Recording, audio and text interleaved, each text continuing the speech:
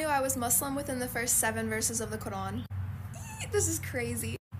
তো আমি আমার সারা জীবনই ছিলাম খ্রিস্টান। আমি গিয়েছি খ্রিস্টান স্কুলে, সানডে স্কুলে, ভেকেশন বাইবেল স্কুলে, স্টাডি করেছি বাইবেল। আমার সুন্দর শৈশবের জন্য এমনকি আমার বাবা মা আমাদের বাড়িতেই কলেজ লেভেলের বাইবেল কোর্সের আয়োজন করতেন।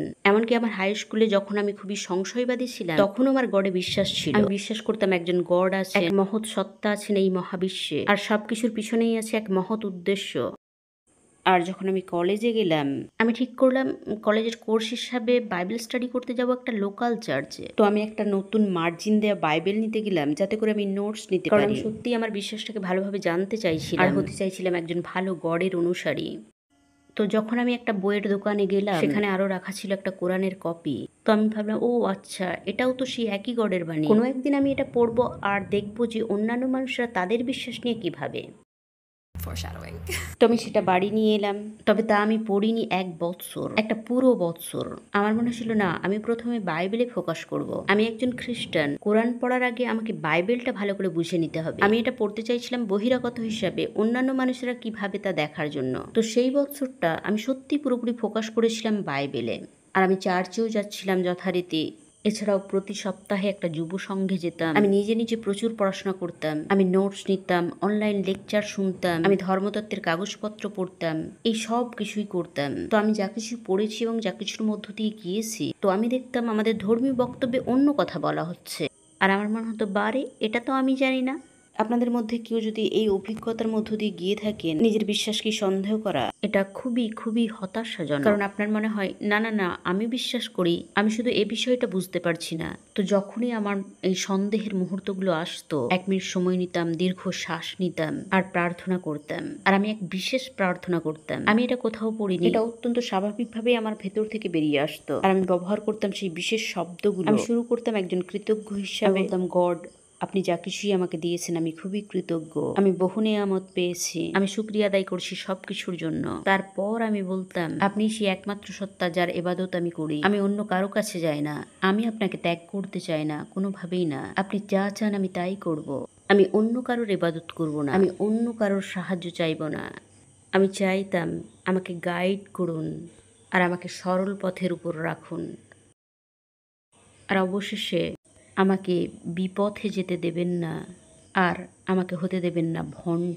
হ্যাঁ, এই প্রার্থনাই আমি করতাম 1 বৎসর ধরে। এটা যে স্বাভাবিকভাবেই আসতো, কখনো কখনো হয়তো বা এটা ভিন্ন ভিন্ন ক্রমানুসারে আসতো, কিন্তু অন্তত বেশ কয়েকবার এই একই ক্রমানুসারে এসেছে, একই শব্দগুলো।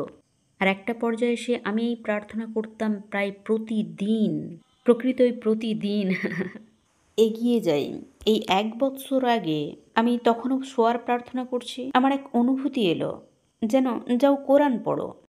1 বৎসর ধরে এটা তাকে তোলা আছে, এখন এটা পড়ার সময়।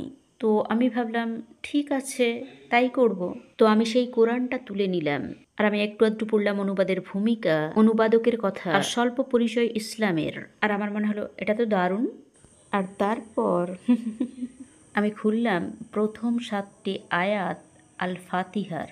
আর যদি আপনি মুসলিম হন, সম্ভবত আপনি বুঝেই নিয়েছেন যে আমি এগুলোই বলতাম। যদি মুসলিম না হন, ইংরেজিতে কোরআনের প্রারম্ভিক অংশ এটি, সূরা আল্লাহর নামে, যিনি সবচেয়ে করুণাময় আর দয়ালু। সমস্ত প্রশংসা আল্লাহ, যিনি জগৎ সমূহের প্রভু, পরম করুণাময় আর দয়ালু, বিচার দিবসের মালিক। আমরা আপনারই উপাসনা করি আর আপনার কাছে সাহায্য চাই। আমাদের চালিত করুন সরল পথে, তাদের পথে যারা নিয়ামত প্রাপ্ত, গজব প্রাপ্ত বা পথভ্রষ্টদের পথে নয়। আমিন। আর আক্ষরিক অর্থেই আমার মনে আছে, এটা পাঠ করার পর আমি সেখানেই বসেছিলাম। আর যে মুহূর্তে বিষয়টা আমার মস্তিষ্কে নাড়া দিল, যে আমি তো এই প্রার্থনাই করেছি 1 বৎসর ধরে, অতিরঞ্জিত করে বলছি না, আমার মনে হলো যেন আমার আত্মার একটা অংশ সঠিক স্থান পেল, একেবারে সঠিক স্থান।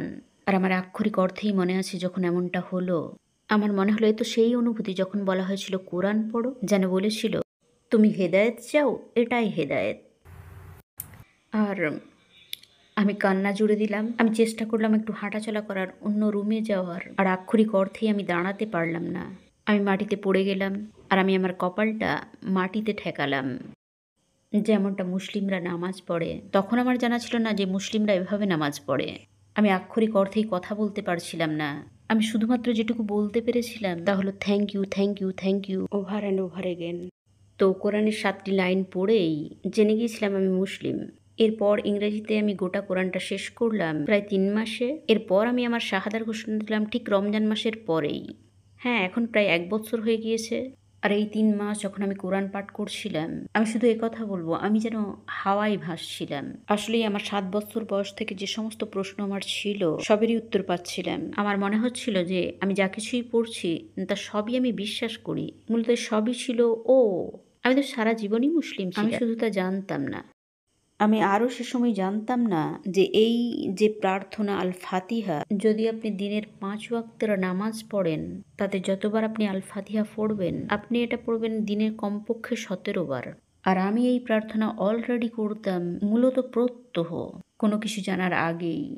আমি খুবই কৃতজ্ঞ যে এটাই আমার স্টোরি। কারণ জানেন, একজন মুসলিম হিসাবে সময়ে নামাজ পড়া আর তাতে ফোকাস করা অনেক সময় সত্যিই হয়ে যায় কঠিন। তো এটা সত্যই একটা রহমত যে আক্ষরিক অর্থেই আমার যখন মনে হয় যে আমি নামাজে ফোকাস করতে পারছি না, তখন আমি আল ফাতিহা খুবই ধীরে পড়ি। মূলত আমি ফিরে যেতে চাই সেই মুহূর্তে যখন আমি বুঝে গিয়েছিলাম আমি মুসলিম।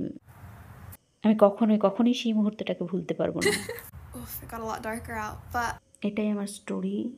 আমি সত্যি ধন্য যে এখন আমি মুসলিম। এটা আমার জীবনকে করেছে অনেক বেশি উন্নত, ভিন্ন ভাবে। and yeah, to anyone watching this, may Allah bless you and your family, and I hope you have a wonderful